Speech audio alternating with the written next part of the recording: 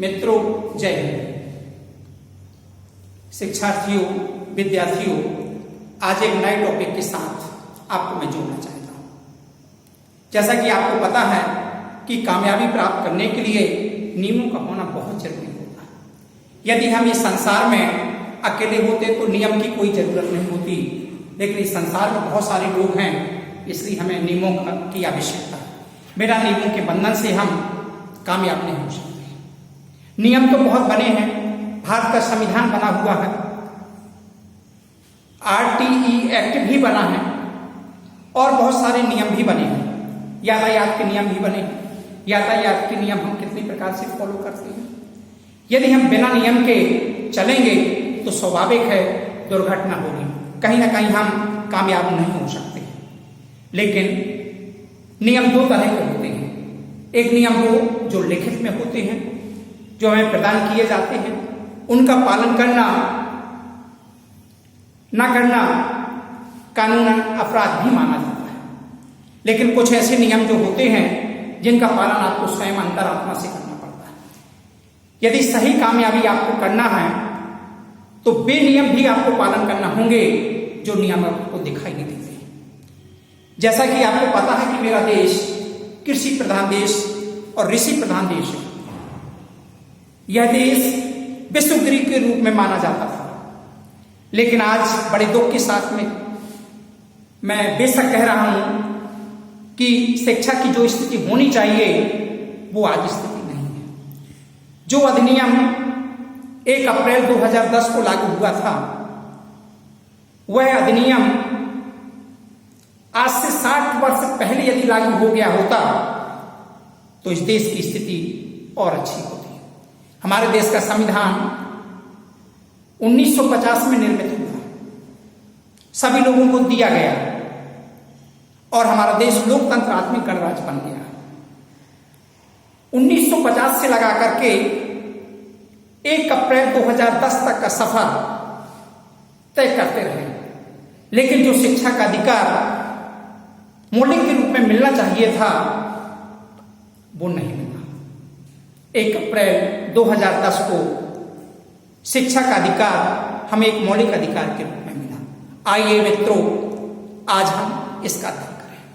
मैं स्वतंत्र कुमार सोनी, प्राचार्य, आपके समक्ष RTE एक्ट को लेकर के उपस्थित हूं, जो बिंदुवार यदि आप पढ़ेंगे तो स्वाभाविक है CTET में या अनकम्प्लीशन में लगभग 3 नंबर से आप अधिक प्राप्त करेंगे। इस टॉपिक के अंतर्गत आपके बहुत सारे क्वेश्चन हैं, लगभग 50 से 60 क्वेश्चन आप सॉल्यूशन कर सकते हैं, देख सकते हैं। आइए आज इसका अध्ययन करें।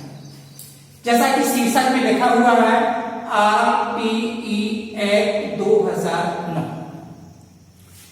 इसका फुल फॉर्म है राइट टू एजुकेशन एक्ट 2009। 2009 में ये निर्मित हो गया था, लागू आपका 2010 में।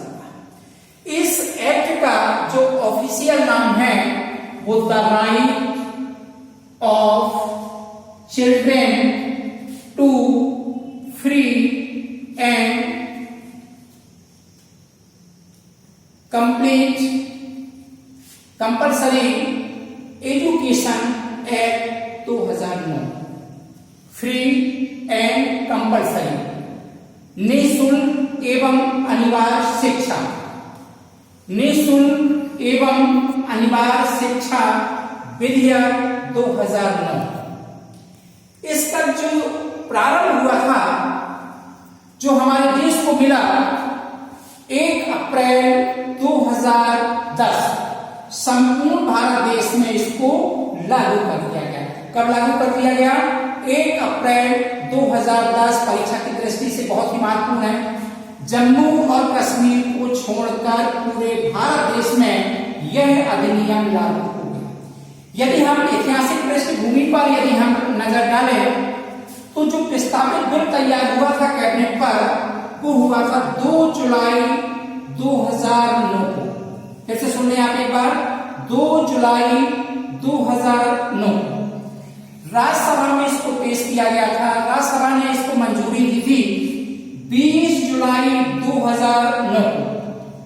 लोकसभा में इसको पारित किया गया था 4 अगस्त 2009। कब हुआ था? लोकसभा में 4 अगस्त 2009। इस विधेयक को मंजूरी राष्ट्रपति द्वारा जो प्रदत्त की गई वो है 26 अगस्त 2009। 26 अगस्त 2009 परीक्षा की दृष्टि से बहुत ही महत्वपूर्ण है। 26 अगस्त 2009 के विधेयक के अनुसार 6 से 14 वर्ष तक की आयु के सभी बालकों के लिए निःशुल्क और अनिवार्य शिक्षा का उपबंध करने के लिए अधिनियम को अंगीकृत किया गया था। इस नियम के तहत प्रधानमंत्री मनमोहन सिंह जी ने कहा था, भारत नौजवानों का देश है। बच्चों और नौजवानों को उनकी शिक्षा एवं उनके विशिष्ट गुणों का परिमार्जन करके देश को खुशहाल और शक्तिशाली बनाया जाएगा। अर्थात हमारे देश का जो भविष्य है वो युवाओं पर निर्भर करता है। प्राथमिक शिक्षा से मतलब है कक्षा 1 से 8वीं तक की शिक्षा। इसके 2 भाग हैं, एक प्राइमरी, एक आपका अपर प्राइमरी। कक्षा 1 से 5 तक और 6 से लगा करके 8 तक। दिसंबर 2002 में एक संविधान संशोधन हुआ था। उस संविधान संशोधन का नाम 86वां संशोधन है। इस संविधान संशोधन में शिक्षा को मौलिक अधिकार के रूप में धारा 21(a) के तहत जोड़ा गया। परीक्षा की दृष्टि से फिर से देख लें आप, 2 दिसंबर 2002 को संविधान के 86वां संशोधन शिक्षा को मौलिक अधिकार के रूप में धारा 21(a) के अंतर्गत जोड़ा गया। इसके तहत हमारा जो देश है वो विश्व के 135वां देश के रूप में सम्मिलित हो गया। कहने का अर्थ यह है कि विश्व स्तर पर मौलिक अधिकार के रूप में हमारे भारत देश का स्थान 135वां है। परीक्षा की दृष्टि से यदि देखा जाए तो भारत का 135वां स्थान हो गया। और जो पहला देश था जो जिसने मौलिक अधिकारों को, शिक्षा को मौलिक अधिकार के रूप में सम्मिलित किया था, वो है प्रिसा देश, जिसने शिक्षा को मौलिक अधिकार घोषित किया। इस अधिनियम के तहत 6 से 14 वर्ष तक के आयु के सभी बालकों के लिए निःशुल्क और अनिवार्य शिक्षा का उपबंध अधिनियम को अंगीकृत किया गया था। इसमें 2 शब्द हैं आपके, निःशुल्क शिक्षा और अनिवार्य शिक्षा। निःशुल्क शिक्षा का जो अर्थ है वो है शिक्षण बच्चों से किसी भी प्रकार का शुल्क न लेना, संपूर्ण शिक्षा निःशुल्क प्रदान करना। और अनिवार्य शिक्षा का मतलब संबंधित सरकार द्वारा इस आयु वर्ग के मतलब 6 से 14 वर्ष के आयु के बच्चों को आवश्यक रूप से विद्यालय में प्रवेश दिलाना।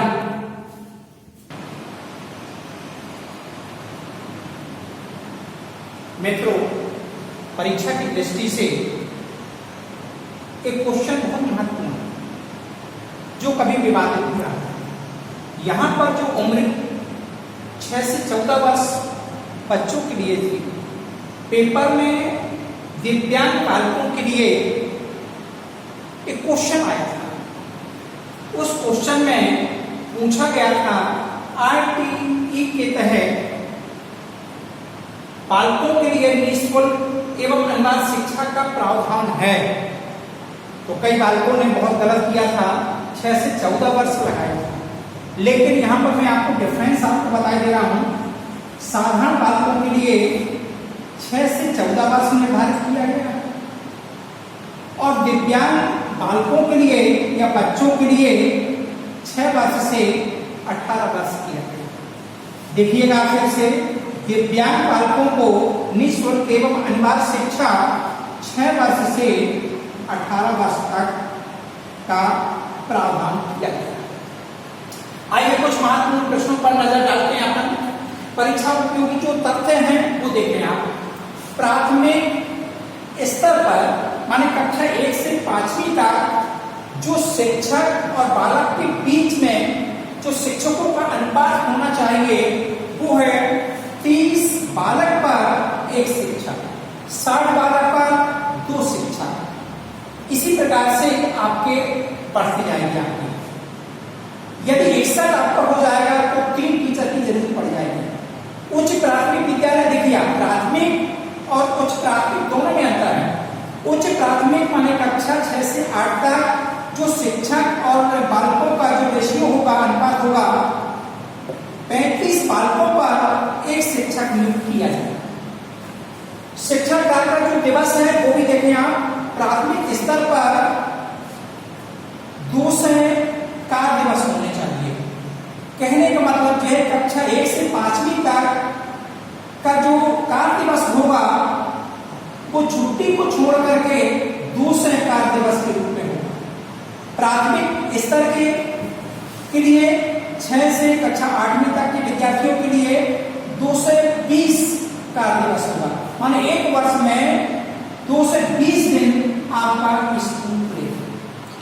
प्रत्येक सप्ताह जो शिक्षण कार्य का समय निर्धारित किया गया है वो 45 मिनट। ये भी कई बार परीक्षा में पूछा गया है टेट में कि एक सप्ताह में शिक्षण कार्य कितना होना चाहिए, तो उसमें होना चाहिए 45 प्रतिवर्ष का। यहाँ पर देखें आप, प्राथमिक का 800 शिक्षण घंटे, एक साल में 800 घंटे शिक्षण कार्य होना चाहिए।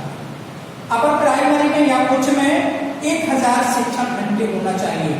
इस प्रकार से यह पूरे के पूरे जो नियम हैं वो राइट ऑफ एजुकेशन एक्ट माने राइट टू एजुकेशन एक्ट में जिस सारी चीजों का एक सुनिश्चित प्रावधान किया गया है। आइए और इसको अपन देखते हैं।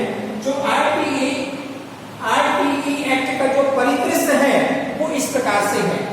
अध्याय इसमें 7 है, धाराएं कुल 38 हैं।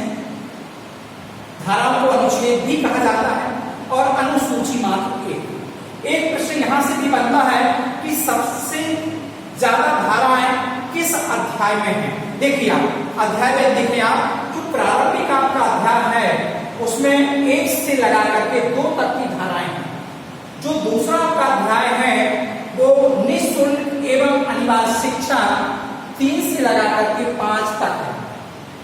समुचित सरकार, स्थानीय प्राधिकारी और माता पिता के कर्तव्य, इसकी जो धाराएं हैं वो 6 से लगा करके 11। जो चौथा महत्वपूर्ण आपका पॉइंट है, विद्यालयों और शिक्षकों के उत्तरदायित्व 12 से 28 धाराएं हैं। यह अध्याय 4 विद्यालयों और शिक्षकों के उत्तरदायित्व, इसमें बहुत सारी धाराएं हैं या अधिक धाराएं हैं। अब देखें आप, प्रारंभिक शिक्षा का पाठ्यक्रम और उसका पूरा किया जाना धाराएं 29-30 में है।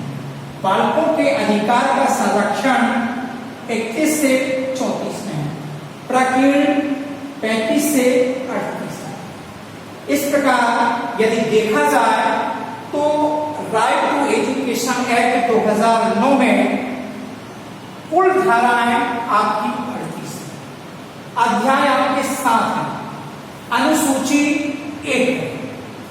यह साधारण बालकों के लिए 6 से 14 वर्ष के लिए कार्य करता है। दिव्यांग बालकों के लिए 6 वर्ष से 18 वर्ष के अंतर कार्य करता है। The right to children to free and compulsory education act 2009 जो 1 अप्रैल 2010 को लागू हुआ था, उसके अनुसार विद्यालय बालक के घर से विद्यालय की जो दूरी है उसको भी सुनिश्चित किया गया था।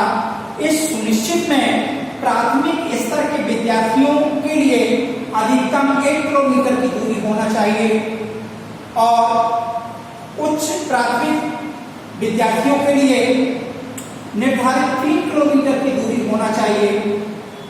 छोटे विद्यार्थी 1 किलोमीटर तक जा सकते हैं। 6 से 8 तक के जो विद्यार्थी हैं वो 3 किलोमीटर अधिकतर दूरी तय कर सकते हैं। यह प्रावधान राइट ऑफ एजुकेशन एक्ट के अंतर्गत किया है। यह एक्ट बनाने का जो कार्य था वो शिक्षा में गुणवत्ता लाने के लिए, प्रत्येक बच्चे को शिक्षा मिले और शिक्षा के द्वारा वो अपना भविष्य सुनिश्चित करे, इस उद्देश्य के साथ इस एक्ट को लागू किया गया था। यह एक्ट में अभी बहुत कुछ शेष है। नेक्स्ट वीडियो में आपको इसके और आगे अपन लोग अध्ययन करेंगे। तब तक के लिए जय हिंद, धन्यवाद।